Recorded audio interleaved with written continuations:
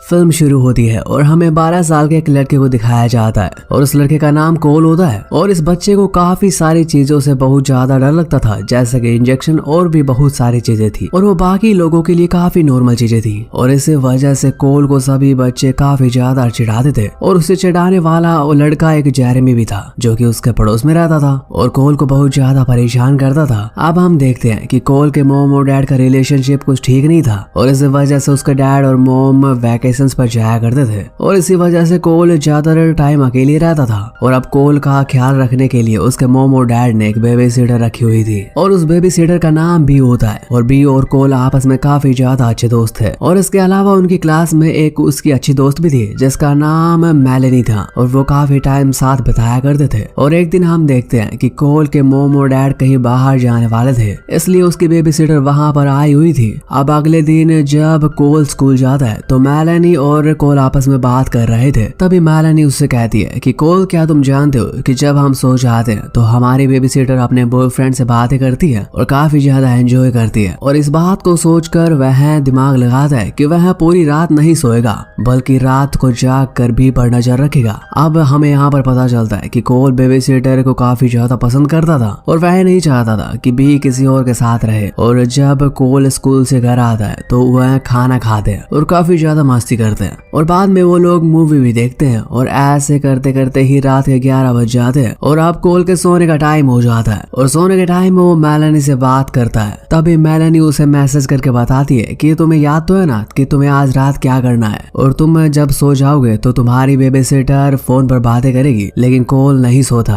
और वो नीचे जाने लगता है। तभी वहां पर उसकी बेबी सीटर भी आती है और उसे एक ड्रिंक देती है जिससे कि उसे जल्दी नींद आ जाए। लेकिन कोल उस ड्रिंक को नहीं पीता और फेंक देता है और अपने बेड पर जाकर सोने का नाटक करता है। अब जैसे ही वह सोने का नाटक कर रहा होता है तो उसे नीचे से कुछ आवाज आने लगती है और वो जाकर देखता है कि उसकी बेबी सीटर यानी कि बी अपने कुछ दोस्तों को बुलाकर वहां पर ट्रूथ एंड डेयर गेम खेल रही होती है। अब हम देखते हैं कि वे कुल मिलाकर 5 लोग होते हैं। अब बी को एक डेयर मिलता है कि बारी बारी सभी लोगों को उसे किस करना होगा और वैसे ही सभी लोगों को बारी बारी करके किस करती है। लेकिन जब आखिर में सैमुअल नाम के लड़की की बारी आती है तो वो चाकू लेकर उसके सर में घुसा देती है और सभी लोग उसके सर से निकले हुए ब्लड को एक बर्तन में इकट्ठा करने लगते हैं। और कोल ये सब देखकर काफी ज्यादा हैरान हो जाता है। और अब हम देखते हैं कि वो एक बुक निकालती है जो कि काफी ज्यादा पुरानी बुक होती है और वो कहती है कि पूरी दुनिया में ये एक ही बुक है और ये बुक तुम्हें कहीं पर नहीं देखने को मिलेगी। और अब वो इस बुक को पढ़ने लगती है जिसमें लिखा होता है कि आपने जिस आदमी की बलि दी है उस आदमी का ब्लड आपको इस बुक पर डालना होगा और ऐसा करने पर जो भी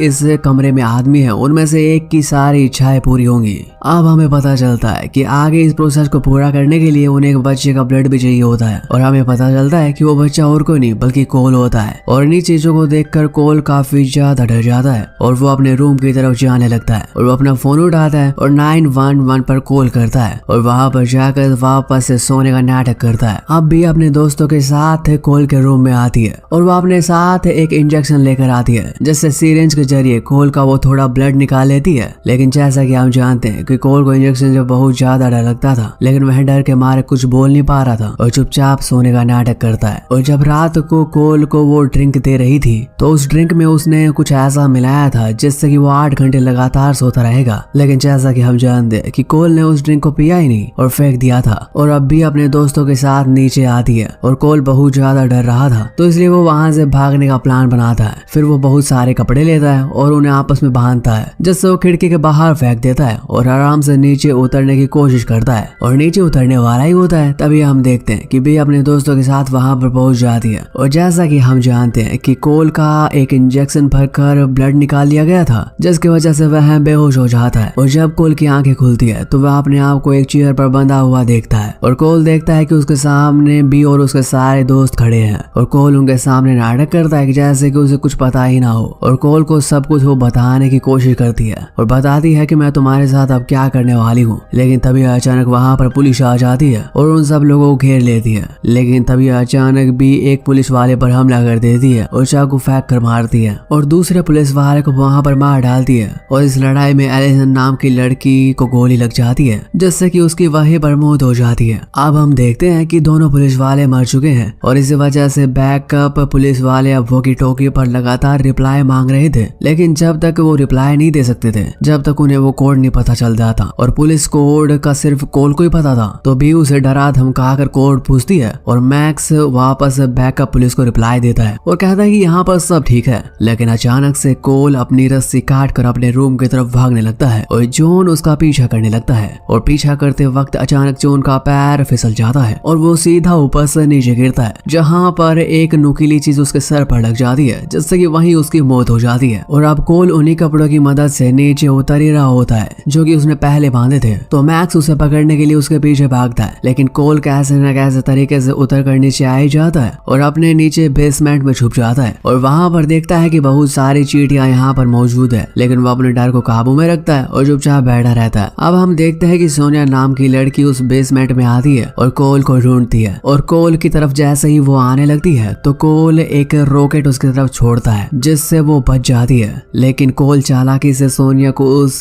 बेसमेंट में ही बंद कर देता है और उसके ऊपर इंसेक्ट स्प्रे छिड़क देता है और वहां पर पहले से ही आग लगी होने की वजह से स्प्रे की वजह से एक भयंकर विस्फोट होता है, जिससे कि सोनिया वहीं पर मारी जाती है और विस्फोट की वजह से वहां पर काफी ज्यादा आवाज होती है। तो मैक्स वहां पर पहुंच जाता है और मैक्स उसे गला पकड़कर उसे ऊपर उठा लेता है। लेकिन हम देखते हैं कि अचानक कोल के घर के ऊपर कोई अंडे फेंकने लगता है। अब मैक्स उससे पूछता है कि अब ये कौन आ गया और तुम्हारे घर पर अंडे क्यों फेंक रहा है। तो कोल उसे बताता है कि मेरे स्कूल का दोस्त जेरेमी है जो रोज मुझे चिढ़ाने के लिए मेरे घर पर अंडे फेंकता है। लेकिन मैक्स अब उससे कहता है कि तुम्हें इससे जाकर लड़ना होगा, नहीं तो तुम्हारे साथ पूरी जिंदगी ऐसा ही करेगा। अब कोल जेरेमी से लड़ने के लिए जाता है, लेकिन वो उससे लड़ नहीं पाता और जेरेमी उसे पीट देता है और मैक्स कोल को पिटता हुआ देखकर वहां पर आता है और उसे मारने का प्लान बनाता है। और अब कोल उससे दूर भागने लगता है और वह भागते भागते ट्री हाउस पर पहुंच ऊपर चढ़ जाता है और मैक्स भी उसका पीछा करने लगता है और कोल यहाँ ऊपर चढ़कर वापस से नीचे कूद जाता है। लेकिन जैसे ही मैक्स ये करने लगता है तो उसके गले में रस्सी अटक जाती है और वहीं पर उसकी मौत हो जाती है। अब हम देखते हैं कि बी एक शॉटगन लेकर कोल पर हमला करने लगती है, जिससे कि वह भागने लगता है और भागते भागते अपने दोस्त मेलानी के घर पहुंच जाता है और उसे कहता है कि जल्दी से पुलिस को फोन करो। अब बी भी उसके घर पहुंच जाती है और कोल को ढूंढने लगती है और कोल और मेलोनी बी से बचने के लिए एक दीवार के पीछे छुप जाते हैं और यहाँ पर कोल मेलोनी से अपने दिल की बातें कहता है और यहाँ पर हमें पता चलता है कि दोनों एक दूसरे को लाइक करते हैं, इसलिए वो मेलोनी को बचाने के लिए घर से बाहर चला जाता है और बाहर आकर जोर जोर से चिल्लाता है कि भाई मैं यहाँ पर हूँ और वैसे ही भागते भागते अपने घर पर पहुंच जाता है और वहाँ पर उसे एलिसन मरी हुई दिखती है और वो जाकर उस अंधविश्वास वाली किताब को पढ़ने लगता है। तभी अचानक से एलिसन उठ जाती है और कोल पर हमला शुरू कर देती है और कोल अपने किचन में चाकू ढूंढने लगता है, लेकिन एलिसन कहती है कि चाकू तो मेरे पास है और चाकू दिखाकर उसे डराने लगती है। लेकिन तभी बी पीछे से शॉटगन लेकर वहां पर आ जाती है और एलिसन को शूट कर देती है और वह कोल को मारने की कोशिश करती है। लेकिन तभी कोल उससे कहता है कि अगर तुम्हें मुझे मारोगी तो मैं तुम्हारी बुक जला दूंगा, लेकिन वह बुक एक ही होने की वजह से वह कहती है कि मैं तुम्हें नहीं मारूंगी। और अब कोल उससे पूछता है कि वह मुझे क्यों मारना चाहती है, तो वो उसे बताती है कि बुक के अनुसार उसने एक शैतान को बलि देने का वादा किया है और वो बलि एक बच्चे की होनी चाहिए। और अब हमें पता चलता है कि मेलोनी ये सब